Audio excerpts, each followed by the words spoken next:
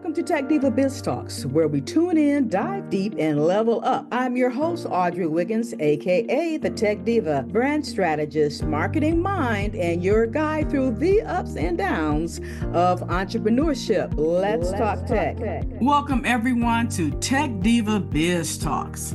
We're cutting through the noise and getting real about what it takes to build a powerhouse team that doesn't just show up, but shows out.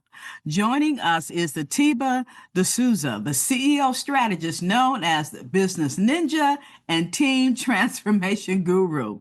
He's the secret weapon behind companies that go from sluggish to unstoppable.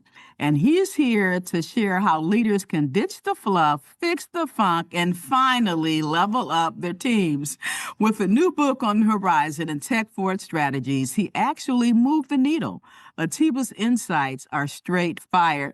Welcome, Atiba, to Tech Diva Biz Talks. Audrey, thank you so much. And it's so good to be back with you again. Yeah, this is cool. Yeah. You're if I could, now, right? Yeah, well, and if I could share this too with Sure. everyone, part of the reason why I'm so excited to be back is because when I was here the last time, I was in the throes of actually working out and testing a lot of what we're about to talk about today.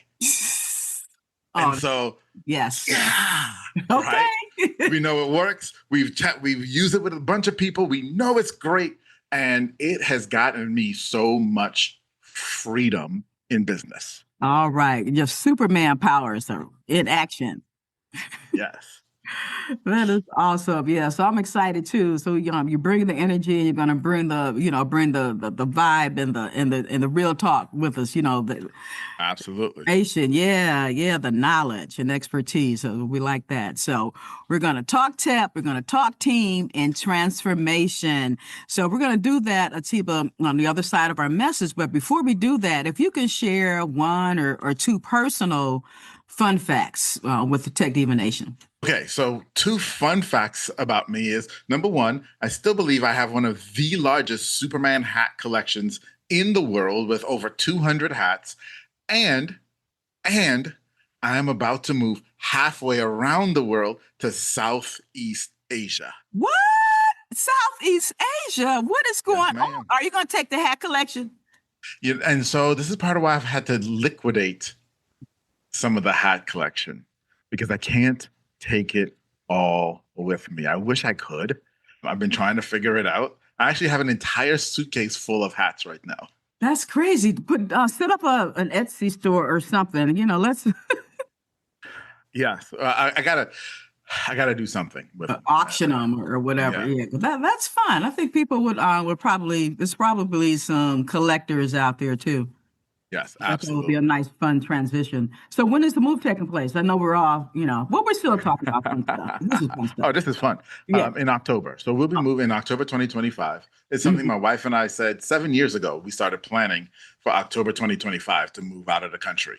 And so we're just executing on the plan that we have set forth for the last 7 years. Wow. Yeah. And that's the beauty of being an entrepreneur. Is your wife an entrepreneur or does she is? Okay. Yeah. That's the beauty of entrepreneurship. You just, pack up your computer and you go to the next spot.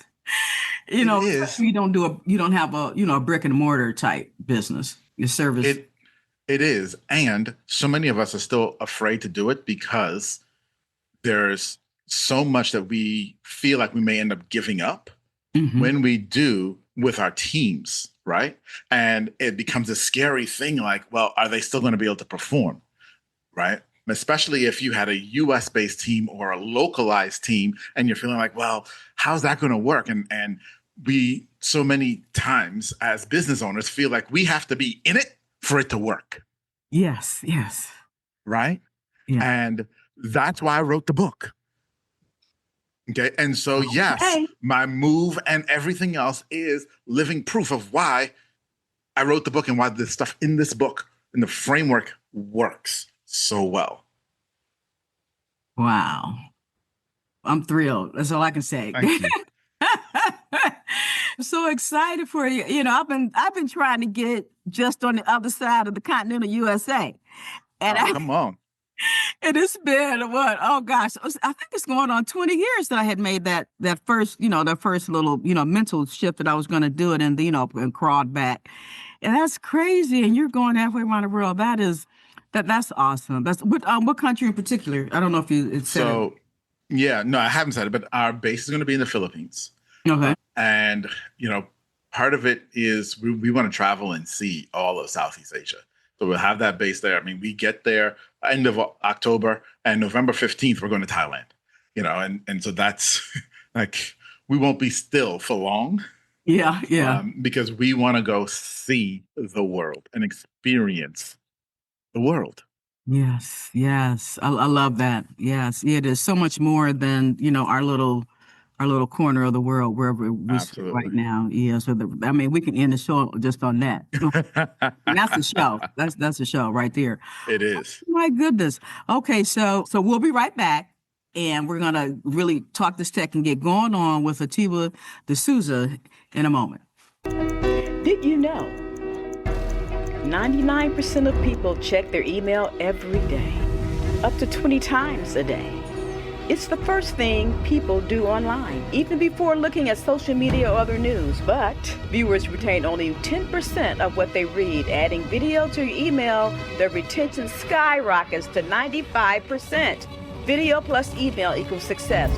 It's time. The future of email is here. Goodbye, email.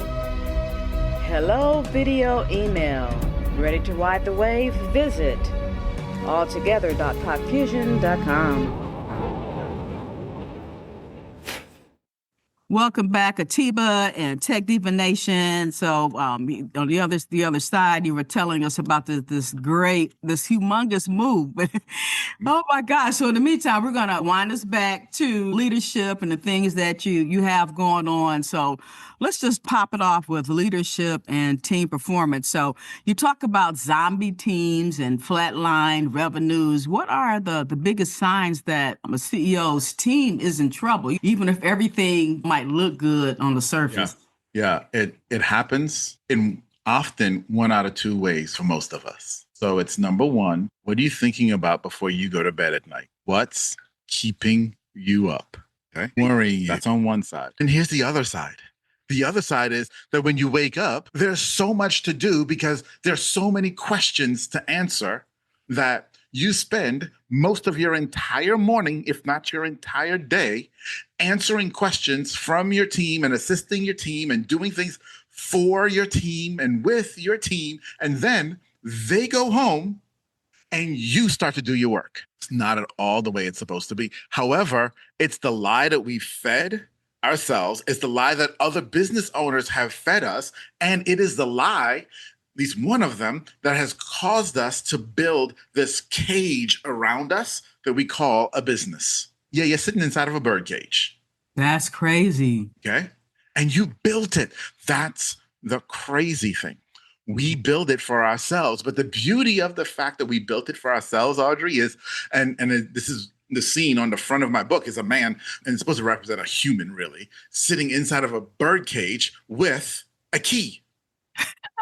And so you're trapped inside and you have the key. And so that's what I'm here to unlock. I'm here to help you unlock the fact that you have the key. Here's the key so that you can stick it in the door, turn that sucker, and yeah, maybe you do want to move around the world like me. Come do it. Or maybe you just want to go take a month off. Go do it. Most of us can't take a month off, and our business is better when we come back than when we left. And why is that? Simply put, and so many people love to rail against this, but if you're honest with yourself, you'll realize it's so very true, even though you've never admitted it. It's superhero syndrome.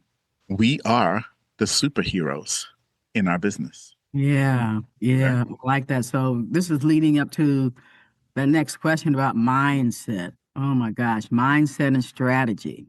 And we talked about in the introduction how you're called like the business ninja. All right. In building your own team guru.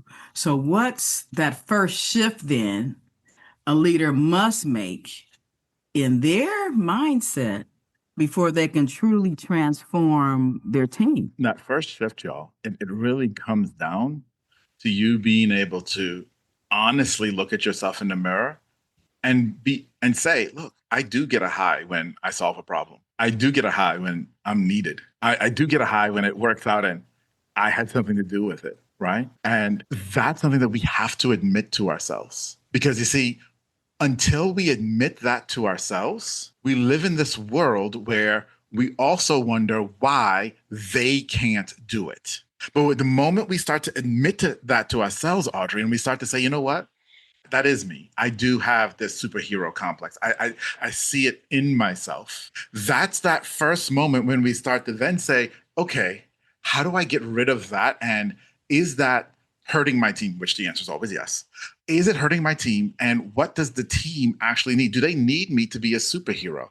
You see, because let's go to the oldest structure in human history, and it's the story. That's the oldest communication structure in history.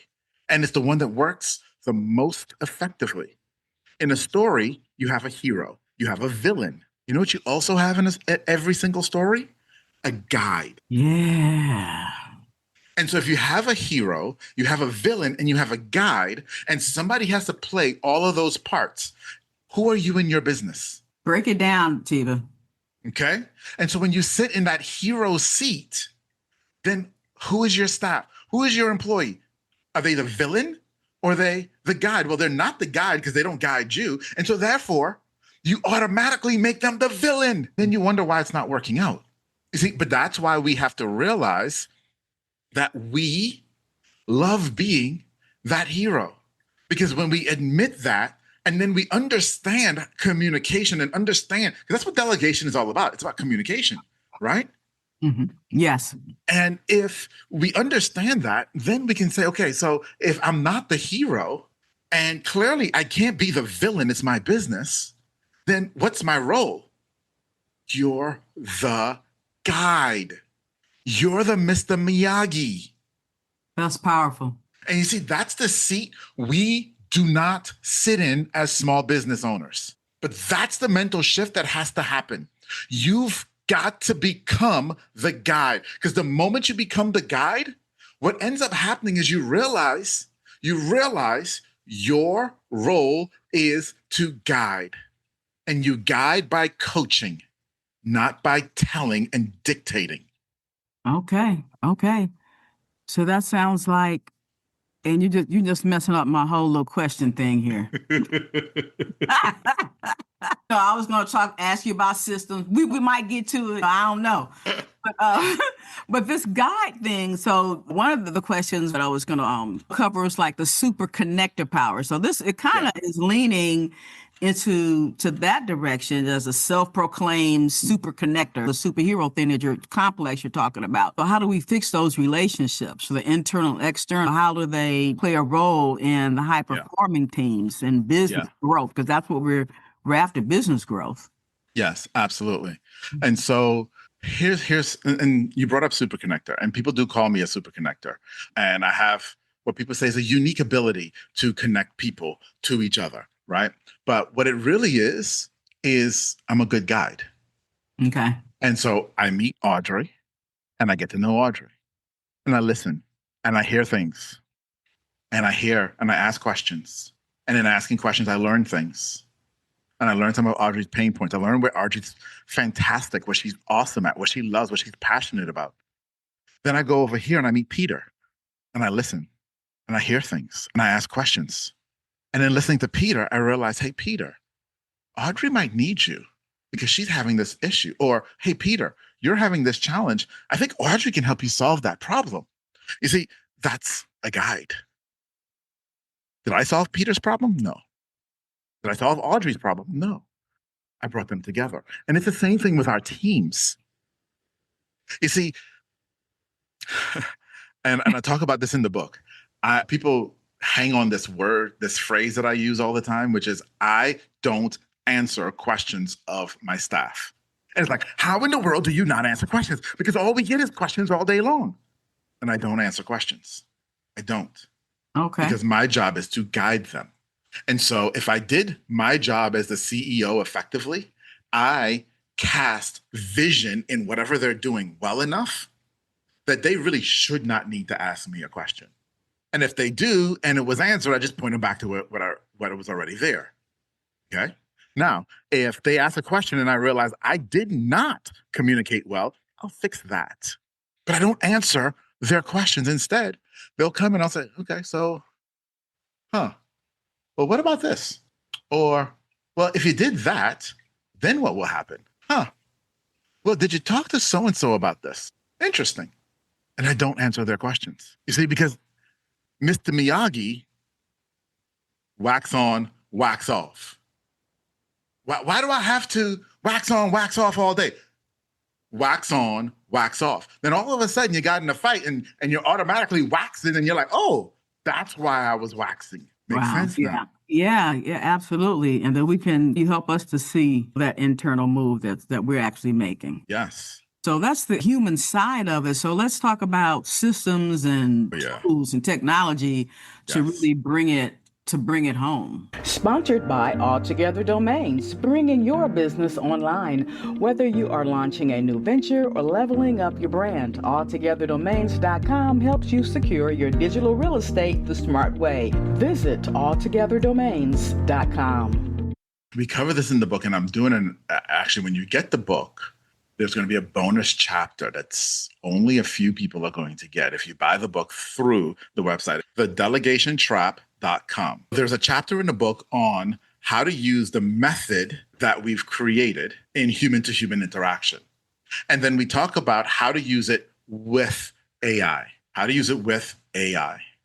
And the goal there is a point in time coming real soon where we're going to be able to allow AI to watch us interact with another human, and then AI is going to be able to mimic us with other humans. And so now when I need to delegate something, my AI will be able to do it. And it's, again, being a guide. It's not about telling. And that's what people get this wrong. People think, oh, so the AI is going to tell them what to do? No, the AI is going to understand what questions to ask. That is the thing that we are missing as business owners.